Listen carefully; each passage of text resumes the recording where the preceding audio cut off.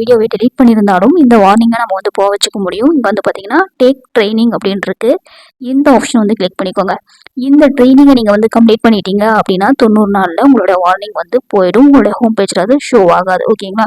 So இப்போ வந்து பார்த்தீங்கன்னா பாலிசியோட ட்ரைனிங்ஸில் சம் டீட்டெயில்ஸ் கொடுத்துருப்பாங்க. எப்படி ட்ரைனிங் கொடுக்குறாங்க அப்படின்றத பற்றி டீட்டெயில்ஸ் கொடுப்பாங்க. நீங்கள் படித்து பார்த்துக்கோங்க. ஃபுல்லாக படித்து பார்த்ததுக்கப்புறம் நெக்ஸ்ட் கொடுத்துக்கோங்க. கீழே வந்து பார்த்தீங்கன்னா நெக்ஸ்ட் ஆப்ஷன் இருக்கும். அதை கிளிக் பண்ணிக்கோங்க. இப்போ நெக்ஸ்ட் கிளிக் பண்ணதுமே உங்களுக்கு வேறு இன்னொரு பேஜ் வரும். இதில் தான் வந்து பார்த்தீங்கன்னா உங்களோட ட்ரைனிங் ஸ்டார்ட் ஆகும்.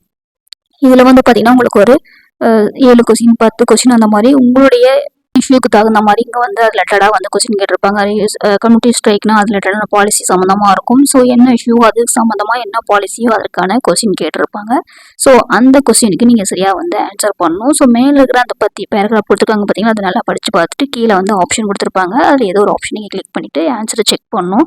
செக் பண்ணுறீங்க அப்படின்னா சரியாக இருந்தால் ரைட்னு வந்துடும், இல்லைன்னா ராங்னு வந்துடும். நீங்கள் திரும்ப அதை வந்து அட்டன் பண்ணி 2 ஆப்ஷன் தான் கொடுப்பாங்க. அது இல்லைன்னா இது அப்படின்ற மாதிரி கிளிக் பண்ணி உங்களுக்கு கேட்கக்கூடிய எல்லா கேள்வியும் இதே மாதிரி கம்ப்ளீட் பண்ணிவிடுங்க. கம்ப்ளீட் பண்ணதுக்கப்புறம் வந்து பார்த்தீங்க அப்படின்னா உங்களோட ட்ரைனிங் வந்து கம்ப்ளீட் ஆயிடுச்சு அப்படின்னு சொல்லிட்டு உங்களோட ஸ்ட்ரைக் அந்த வார்னிங்குமே வந்து பார்த்தீங்கன்னா 90 டேஸில் ரிமூவ் ஆகிடும்